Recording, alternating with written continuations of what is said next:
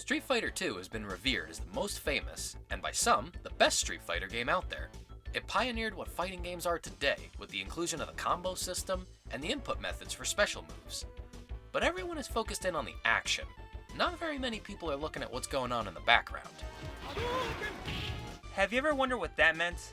Believe it or not, it's not just a cool thing Ryu and Ken say. So find out what that means and more on today's episode of What Are They Saying in Ultra Street Fighter 2! The Final Challengers! So Nick, let's start with EHonda's stage. Well, if it wasn't obvious from what you're seeing, this is a Japanese bathhouse. On the leftmost side of the screen, the first character you see is you, and it can translate into two ways. It means either hot water or hot spring. The next one over is Mizu, which just means water. It's important to distinguish between the two, since if you go to a bathhouse, I imagine you don't want to do the polar bear plunge. At the top of the screen, there's a red lantern writing on it. Oidori, which means a packed house, but it's just the two of us here. Maybe it's a special bathhouse. Lastly, when someone wins, the background flashes with new text, which says Shobuwari, translating into a winner has been decided, or the contest is over. The next stage up is Chun-li's, taking place in China within a shopping district. Now, if you know the history between China and Japan, in the 5th century Japan took Chinese kanji to make their own alphabet, but since then roughly 80% has been changed, altered, or been removed from Japanese. But once every while, you see the few that stayed the same like water. In Chinese though, it's pronounced shui instead of mizu, unless that's the kanji for ice. Amazing how a little stroke can make all the difference. Those two stores in the background say Xiamen Meat Company and Shanghai Hair Salon, with Xiamen being a city in the south and Shanghai being farther up north. What's interesting is what the sign in the middle translates to. No spitting. I guess they're talking about tobacco spit. There's one thing that's not really directly connected with the stage, but instead with Chun-li herself. When she wins, she says, Yatta! And that's a Japanese thing. Wait, are you sure that's exclusive to Japan? I'm definitely positive on this one, Nick. But she is multilingual after all. She has no problem saying flying bird kick in English. Well, she also uses a move called the Kiko Ken that translates to Qigong Fist. Upon further research, Qigong is a sort of yoga meets Tai Chi sort of thing. One last thing of note, Chun-li is actually Mandarin for Spring Beauty, and I think that's pretty appropriate.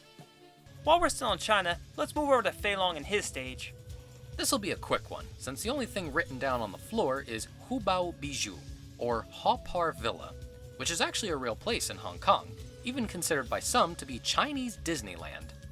Lastly, one of Feilong's moves is called the Rekashin Ken. Oddly enough, the kanji is Japanese and roughly translates to Raging Fire True Fist. Damn, that's cool.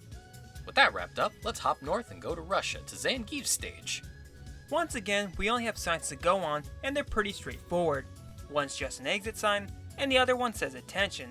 But what is interesting is the top text is different between the classic version and the HD version. In the classic version, it should read, "It is forbidden to watch." The last word is obscured by these two guys, although we speculate the word is children, changing it to, "It is forbidden for children to watch." Meanwhile, in the HD version, it has a typo and a nonsense word. The word is supposed to be this instead of that, which changes the meaning from to watch to decided. And the last word is not even a real word according to our Russian translator. I wonder why they didn't keep it the same between the versions. Well, hey, at least the other signs are still right. Now it's time to fly west to Spain. The name of this stage was later renamed in Street Fighter IV to Flamenco Tavern, but the name of the place is called Maison de las Flores, meaning the Inn of the Flowers, which makes a lot more sense than Maison de la Taberna, which means the Tavern Inn. That's really redundant. But now I think it's time to finish this off with one last stop to Japan for Ryu's stage. There really isn't much here, except for one sign that's oddly absent from the HD version. It only shows up in the classic version, and funnily enough, Super Smash Bros. 4. The sign reads Fo-Ren Kazan, meaning wind, forest, fire, and mountain, referencing Sun Tzu's Art of War. Speaking of arts, the style of fighting Ryu uses is known as Ansatsu Ken, which means assassination fist. Disclaimer, Ansatsu Ken is not a real fighting style.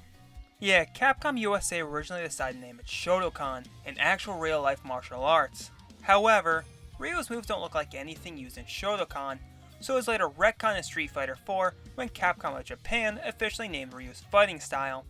You know, only took like 17 or so years. Now it's time to tackle the most famous phrase from the series. Hadouken roughly translates into wave motion fist, which is a pretty common strike used in most martial arts. Obviously without the fireball. Then we have the Shoryuken, which means rising dragon fist, which is a pretty fitting name if I do say so myself. His last well-known special move is the Tatsumaki Senpukyak, a combination of tornado and whirlwind leg. And we can't forget there's Evil Ryu.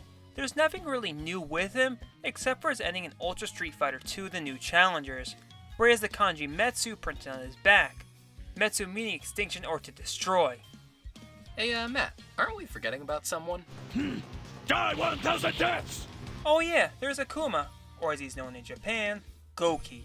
How come he has two names? They just want to emphasize his demonic nature for the international release, hence why they use the Japanese word Akuma, which translates into demon, fiend, or Satan himself. Then what does Goki mean? Goki translates into overpowering Oni, and Oni being a Japanese demon. Wait, so they're both demons? Kinda. One's more demon than the other. I'm confused. If it makes you feel any better, I think Akuma is a better name. The last thing of note is his victory pose. The kanji for heaven, pronounced 10, appears on the back of his gi.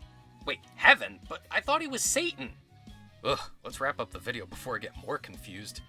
Anyway, I hope you guys enjoyed this video. It was a bit unorthodox and out of the blue, but it gave us an opportunity to play Street Fighter for the first time in a long time. And hey, if you have a suggestion for a video, or we mistranslated something, please let us know below. Oh, and thanks to Max for helping us with Zangief's stage. You're a cool guy. So until next time everyone, this is DuelScreens signing out. Take care.